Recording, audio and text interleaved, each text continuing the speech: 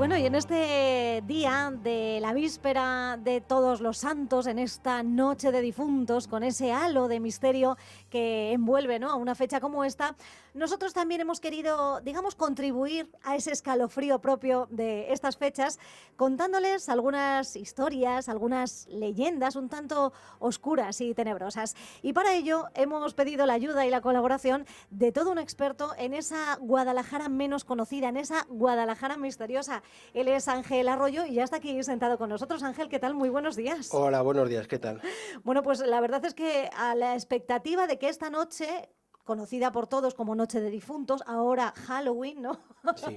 Mucho más difundido, ¿no?, con esto de las tradiciones americanas, pues llegue y con ello también cumplimentemos, yo creo que lo que es una tradición, y es que esta noche, además de acordarnos de esos seres que ya no están con nosotros, nuestros seres queridos, pues también dejemos volar un poquito la imaginación y hagamos caso de ese más allá que en noches como esta parece que está un poquito más acá. Sí, bueno, este día es una noche propensa para hablar tanto de, no solamente aparte de la parte religiosa de los fallecidos, de nuestros seres queridos que no están entre nosotros, sino también de la otra parte mucho más escabrosa y mucho más inquietante y mucho más emocionante que nos llama la atención a todos, como es la historia de los fantasmas y de las ánimas del cielo que vienen a la tierra. Claro que sí, además que decíamos, hay noches como esta que se llevan celebrando desde, bueno, lo más ancestral, ¿no?, de nuestra historia, y que si es así es por algo, y es porque hay veces que les envuelve cierto halo de misterio, y que yo creo que es propio también en ellas sacar a relucir algunas de las historias que parece que esto del misterio siempre ocurre muy lejos de nosotros, y es al contrario, también ocurre muy cerca, en nuestra propia provincia, en Guadalajara, capital incluso. Y de todo ello, Ángel, tú sabes mucho. Eres un divulgador del misterio de Guadalajara. Efectivamente, como divulgador, bueno, te puedo decir que en las historias de fantasmas todas las provincias tienen sus historias, algunas sus historias muy características, no regionales, pero aquí en Guadalajara también tenemos nuestras historias pequeñitas, no tan difundidas, pero sí que tenemos nuestras historias ya desde hace 100 años y que si queréis ahora podemos hablar un poquillo de ellas. De Claro que historias. sí. Es que además estamos deseándolo, que nos vayas llevando de la mano un poco por esas historias que yo creo que el 99% de la gente que nos está escuchando ahora mismo, partiendo de mí misma, son desconocidas para nosotros, y eso que han ocurrido, me lo estabas contando antes, incluso pues aquí al lado en el Arrabal del Agua, en el cementerio. Eso sí, nos tenemos que remontar al siglo pasado, ¿no? Sí, efectivamente, son historias que son de aquí de Guadalajara capital, con nuestros barrios, nuestras calles, pero la única diferencia es que son recogidas de la prensa de la biblioteca. Bueno, me he recurrido a la web de la Biblioteca Nacional en su apartado de biblioteca histórica, ¿no?, de las hemerotecas de hace 100 años, y hemos podido acceder, podemos buscar tranquilamente en ellas a la prensa local de hace 100 años, como puede ser el periódico La Crónica, La Palanca, Flores y Abejas, La Unión, todas esta serie de revistas, y como están indexadas por palabra, buscamos la palabra fantasma y automáticamente nos sale una relación de todas las páginas en que hacen mención a esa historia de fantasmas. Y eso es lo que vamos a hablar hoy, de los fantasmas de principios del siglo XX. ¿Y cuál es el caso más antiguo de todos los que traes en el día de hoy? Bueno, pues el caso más antiguo es referente a un fantasma que ocurrió aquí en el 14 de enero de 1905, hace ya más de 110 años. Pues bueno, pues por Marchamalo, pues se supone que había una especie de fantasma, lo veían como una especie de halo blanco, luminoso, y que causaba la alarma entre la gente de que los vecinos que andaban por la noche. Tener en cuenta que en aquella época pues las luces no son como es ahora, sino que eran un sitio muy rural, con luces de gas, no como ahora que tenemos alumbrado, bueno, y que cualquier cosa le llamaba la atención y lo que la gente le asustaba. Hasta que un valiente se dedicó a vencer el miedo, se acercó a ella y vio que tenía un rostro de mujer. La imagen se materializó y vio que tenía un rostro de mujer, incluso dentro, aguantando un poco el miedo, se atrevió un poco a tocarla. Bueno, ese será un valiente con todas las de la ley, Sí, Ángel. bueno, lo que pasa es que O un el inconsciente periódico también. lo recoge, pues digamos que de una forma muy incrédula, en forma de chascarrillo, ¿no? La crónica de 1905 lo que hizo fue un apartado era semanal, llamaba Notas del Día, y que lo que se iba a hacer una pequeña poesía, un pequeño romance, un chascarrillo, y que lo titulaba en este caso Los fantasmas de hoy, y empezaba: dicen que en Marchamalo hay un fantasma atroz que asusta a los vecinos del modo más feroz. Bueno, pues así todo una Todo un noticia ripio. en un ripio, y que al final, bueno, pues en un chascarrillo, pero que sí que en el fondo denota que ya los primeros fantasmas así un poco recogidos en la prensa local, concretamente en la Crónica. Bueno, y que los gallardos siempre han sido eso, gallardos y valientes, porque ahí Sí, tenemos sí. el ejemplo de este vecino que dijo, ni fantasma, ahí me acerco yo y voy a ver si, siendo además mujer, pues igual incluso me llevo una alegría tocando. Bueno, sí, aquí tenemos el primer caso ya de 1905. Y siguiendo investigando en la web de Biblioteca Histórica de Noticias de los Prensa, pues la siguiente, la que recoge es ya en enero de 1906, unos meses después.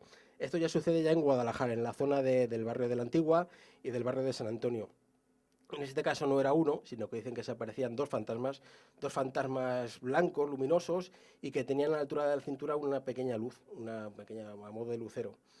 Entonces, bueno, pues en aquel momento pues lo que la gente no pensaba más bien que era, normalmente un fantasma se aparece solo, ¿no? En forma de dos. Entonces la gente inmediatamente, cuando veía eso, se pensaba que era un atracador, un asaltador, paseaba por los rincones más oscuros del barrio. Y Le bueno, daba miedo, le pero por daba otras miedo, entonces razones, lo ¿no? que hizo fue, estaban los serenos, estaban en alerta, ¿no? Digamos que fue en aquel mes, pues bueno, todos los serenos estaban en alerta, e incluso más de uno llegó a verlo y le daba el alto, ¿no? Y se aproximaba corriendo y desaparecían. O sea, pues las luces salían corriendo. Oye, Ángel, yo de todas maneras tengo algo que reconocerles. Me parecen todos mucho más valientes de lo que lo seríamos ahora mismo si tuviéramos el atisbo de un fantasma, ¿eh? En una noche un poco oscura y cerrada. Bueno, lo que pasa es que este fantasma, Este fantasma doble. ese fantasma doble, pues la prensa también se burla de los hechos, ¿no? Y al final, por ejemplo, en las Flores y Abejas, en sus noticias dentro del 21 y 28 de enero, que es cuando recoge las noticias de 1906, pues se burlaba del suceso. Decía que las luces eran de una persona muy pobre, un indigente, que iba prácticamente por la noche sin ropa, solamente con una sábana y ataviado, que no tenía ni siquiera calzoncillos para vestirse. Así es como la nota chascarrilla de la prensa calificaba estos ¿Y hechos. la luz de la cintura? ¿Qué explicación le daban Pues a un eso? farolillo, ¿no? Estos farolillos que solían llevar de acetileno, ¿no? Que lo encendía bueno, de Los carburo. serenos, los que, Efectivamente, pues claro. a modo de sereno. Incluso también decía la gente que podía tratarse de otros estudiantes que iban en busca para rondar alguna moza, ¿no? Para escabullirse en la oscuridad, ese tipo de cosas. Pero bueno, en aquel momento se trató como si fuera o un indigente o unos salteadores en busca de un botín. Bueno, pero ahí queda reflejado como ese fantasma doble que se aparecía por las noches aquí en Sí, Guadalajara este en capital, concreto ¿no? fue el barrio de la Antigua y Mm. el barrio de San Antonio, todos los alrededores de lo que es la actual ermita de la De Virgen la de la antigua. Antigua. Ujú. Bueno, pues ahí tenemos otro. Basta con Sí, un. hicieron Con hasta un unos chistes, es que estoy viendo aquí que lo traes. se hicieron un pequeño chiste Una viñeta, gráfico, ¿no? una viñeta de un típico alcarreño y que decía que se burlaba de las apariciones, ¿no? De que si eran unos salteadores, bueno, y le vemos así en plan al carreñito con su gorro típico, su vestimenta, pero bueno, es una caricatura y que bueno, pues tiene su punto de gracia. Claro, claro que sí. Además, eso demostrando que son valientes los alcarreños, los guadalajareños no se arredran, ¿no? Ante las supuestas apariciones fantasmales de las que también daba cuenta la prensa de la época, que sigue teniendo ejemplos y ejemplos. Vamos avanzando en el tiempo y nos vamos acercando a fechas más cercanas. ¿Por dónde vamos ahora? Ahora nos vamos al año 1916. Concretamente, en agosto de 1916 surgió de nuevo otras noticias de las apariciones de un fantasma. En este caso se aparecía por la zona del Arrabal del Agua, por la Puerta de Bejanque y evidentemente por San Roque. Toda esa zona los vecinos decían que veían, le llamaban el fantasma del Arrabal, por lo del Arrabal del Agua. Y los vecinos describían con todo tipo de detalle a un fantasma que era de color blanco, luminoso, vestía una túnica negra que le arrastraba por el suelo y tenía unos enormes ojos rojos que clavaban la vista en todo aquel que le mirara. Entonces, bueno, con tal descripción la gente se alarmaba mucho y salía despavorida. Este sí que daba miedo. Este daba miedo y además es que en aquel momento fue la comidilla de toda la población de Guadalajara. Pensaba que estamos en verano, que todo el mundo ya, pues no sé, quiere noticias un poco de culebrillas de verano, este tipo de noticias. Bueno, pues esto era ya todo propenso. Y esto hace ni más ni menos que 100 años, Sí, 1916. en aquel momento teníamos tres periódicos que se hacían, bueno, cuatro periódicos. Uno era La Unión, el periódico local, La Palanca, otro era La Crónica y por último el periódico Flores y Abejas. Y todos ellos Entre se los hicieron cuatro, caso de. efectivamente, pues había, pues a ver quién publica la noticia más sensacionalista, pues había un pique, primero salía uno, luego decía el otro, y bueno, pues al final la noticia pues parecía algo, se fue engordando, y al final lo que hizo provocar el pánico entre la población. Al final, Bueno, como siempre, los serenos, pues tenían que estar al tanto para rastrear más a menudo esa zona y que no, por lo menos no provocar el pánico, ¿no? Ni que ocurriera nada extraño.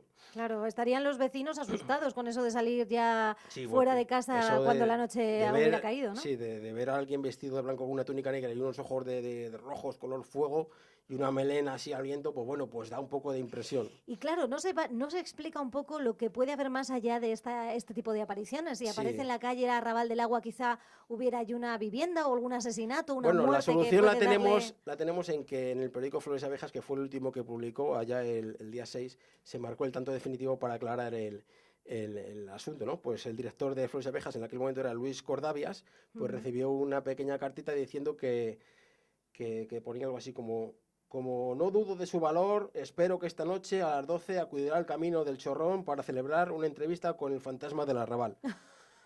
Bueno, entonces, bueno, el hombre recibió esta nota y se pensó inmediatamente pues de que podía ser algo peligroso, ¿no? Le prestaron incluso un revólver, se fue con Como el si fuera un duelo casi Sí, al sí, sí, nos anochecer, dice que ¿no? se llevó un revólver, era un flamante Browning, bueno, de estas de una pistola de la época, se fue allí con más miedo que otra cosa, pero claro, Qué siempre, vergüenza. siempre tenía el gusanillo del periodismo, ¿no? El ser periodista parece que no, Hombre, si te pero ofrecen eso, entrevistar a Ángela, un fantasma, vamos, aunque tengamos que echarle muchas narices, como se suele decir, hay que ir, ¿no? A esa bueno, cita. ¿Y qué pasó? pues al final pasó de que se presentó allí la persona, era una persona muy humilde, era un padre de familia, que en vista de que evidentemente era él al que la gente le habían confundido con un fantasma. Pero claro, la noticia llegó a tal magnitud que decidió decir, oye, que lo que estés viendo por las calles que soy yo. Que resulta de que era un padre de familia muy humilde, que tenía trabajo, pero que en aquel momento no le había llegado para fin de mes y decidió pues empeñar su ropa. Entonces era una cosa práctica habitual, ¿no? Pues cuando no llegas, pues empeñas tu ropa y luego cuando cobras, pues lo recuperas. Pues claro, en aquel momento el hombre solamente se quedó con lo que es una sábana y una pequeña, para cubrirse, para taparse. Dice, pero claro, la gente es tan imaginativa que le empezó a decir que si tenía una gran melena, que si unos ojos de Los fuego. ojos inyectados en sangre, ¿no? Entonces nada, decía que lo que estaba esperando era pues llegar a fin de mes para cobrar y desempeñar su ropa porque estaba el hombre. Vamos, lo que era una noticia muy pequeñita, pues al final se hace una bola de nieve que al final pues todo tiene su explicación. Y tú fíjate, efectivamente, qué solución más terrenal, ¿no? Sí. Se ha dado a este caso de 1916, pero no es así también en otros casos que también Bueno, en atañen otros a casos, la hombre, todos provincia y a más o la menos se ciudad. pueden explicar de alguna u otra forma. Pero bueno, el hecho de que se vean fantasmas, pues es una cosa que incluso ya es hasta cultural, ¿no? El miedo al más allá, el ver algo extraño que tú no sabes lo que es, pues inmediatamente lo asocias con un difunto, con un espíritu que desaparece. Pero bueno, si rascamos un poquito, y en este caso podemos tener la suerte de que el supuestamente fantasma hable y dice, no, no, que soy yo, que me cuesta mucho llegar a fin de mes y que decía que le extrañaba mucho que en esas circunstancias que había en la época, que no hubiera más fantasmas como en la ciudad, porque era una cosa de lo más normal. Bueno, algunos se apuntaban, ¿no? En ese caso Sí, anterior, con esa visión doble de cierto fantasma que terminaron también achacándola a un transeúnte, ¿no? sí, a los Que con pocos transeúntes. medios. Seguimos con más casos recopilados de la prensa de la época, de Sí, bueno. principios de siglo pasado. Pues ya en 1918 lo que tenemos es La Palanca. Recopiló en 3 artículos publicados el 23, el 30 de abril y el 11 de junio, dedicados a una historia novelada, basada supuestamente en recopilación de algunos hechos reales, y que le tituló El Fantasma Negro. Que era como una especie de novela Sí, es una especie a capítulos que iba sí, de publicando. tres artículos más o Ujú. menos de mediana extensión novelados que contaban más o menos la historia. Lo que contaba empezaba diciendo que empezaba pues describiendo cómo eran unas personas que se habían juntado en el Alamín, unos vecinos del Alamín se habían juntado alrededor de un fuego y empezaban a contar sus historias. Bueno, y los vecinos, pues bueno, pues era lo de siempre, lo propicio. En una situación así de noche con una fogata en unos vecinos, pues lo que inmediatamente es a contar historias. Y él relataba Es que es el ser humano, el ser ¿verdad, humano, Ángel? sí. Esto nos lleva siempre a ese escalofrío al que aludíamos al principio, ¿no? Nos gusta en el fondo. Sí, lo que pasa es que en este caso, pues lo que describe la historia que contaban los vecinos en esta pequeña novela era que apareció sobre el barrio del Lamín se aparecían a los vecinos una gran sombra de unos 3 metros de alto, alta, sin brazos, lo que es una sombra, un tronco, y que lo que hacía era con unos pequeños ojos que miraba a la gente, estaba envuelta en una neblina y que olía un olor muy raro, parecido al azufre, y que estaba acompañado de un ruido, un silbido, un zumbido de fondo.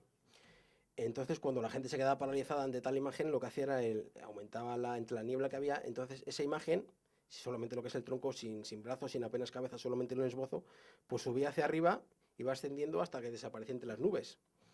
Y eso no lo vieron ni uno ni dos vecinos, lo Es vieron que, más es para que, haber es llegado que a la la historia, prensa, ¿no? es que la historia, hombre, la historia está contada. La historia dice, bueno, pues se juntaron los vecinos, en plan Está novelado. novelado, claro, es lo que Efectivamente. dices. Sin embargo, apunta a varias historias. La historia completa es que el periodista el periodista que es el que cuenta la narración, pues también recibe una notificación diciendo, le espero en tal cita, igual que pasó hace 2 años atrás en el suceso del fantasma de Raval, pues esto es una novelación que la hace en 1918 y que dice que había una cita de que le manda una carta. Entonces, bueno, pues cuenta en la narración cómo el periodista, igual con mucho miedo, se acercó a hablar con él.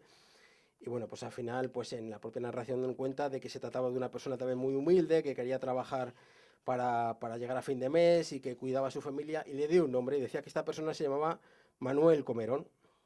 Y decía que Manuel Comerón pues era la persona que supuestamente era esa. ¿Y cómo?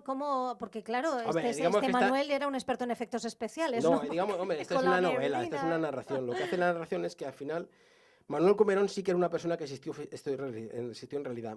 Manuel era un militar, bueno, se hizo relativamente famoso en la zona.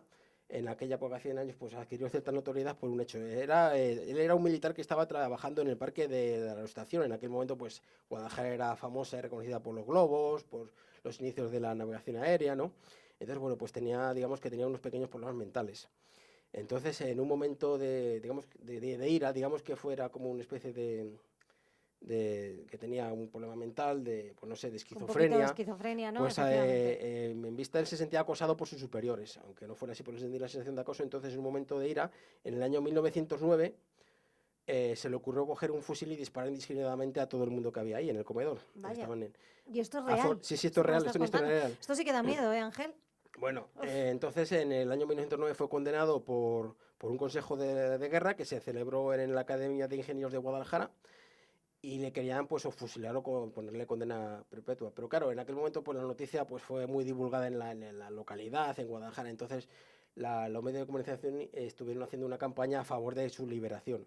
Bueno, pues viendo que el hombre pues realmente no estaba de acuerdo, sino que tenía rasgos psicóticos, de esquizofrenia, pues le indultaron, no le condenaron, no le fusilaron, y lo que le hicieron es le ingresaron por enfermedad mental en un sanatorio.